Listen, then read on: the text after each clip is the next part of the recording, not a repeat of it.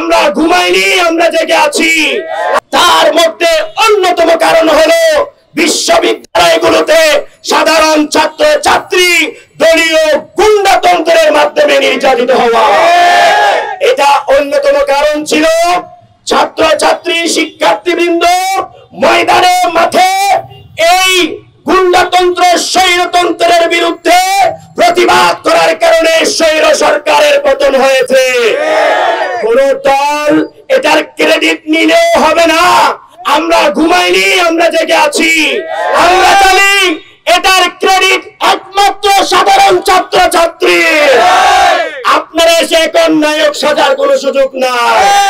প্রিয় বন্ধুরা আমার, আপনাদের উদ্দেশ্যে বলতে চাই, এতদিন আমরা এই বিষয়ে সরাসরি প্রতিবাদ করিনি, যদিও বা আমরা ফেসবুকের মাধ্যমে, ইন্টারনেটের মাধ্যমে বিভিন্ন সময় ইনসানিয়ত বিপ্লব বাংলাদেশের পক্ষ থেকে ক্যাম্পাস ভিত্তিক শিক্ষাঙ্গনে দলীয় রাজনীতি মুক্ত রাখার জন্য আমরা দাবি প্রস্তাব দিয়ে আসছিলাম। কিন্তু আজকে ঢাকা বিশ্ববিদ্যালয়ের এটিএসসি প্রান্তরে আমরা দাঁড়িয়েছি, এটা এজন্য যে কারণ আমরা দেখলাম জাতীয়তাবাদী দল বিএনপির মহাসচিব তিনি স্পষ্ট করে বলেছেন যে শিক্ষাঙ্গনে ক্যাম্পাসগুলোতে রাজনীতি, ছাত্র রাজনীতি না থাকলে তাহলে সেটার চর্চা বন্ধ হয়ে যাবে, দল গঠন হবে না।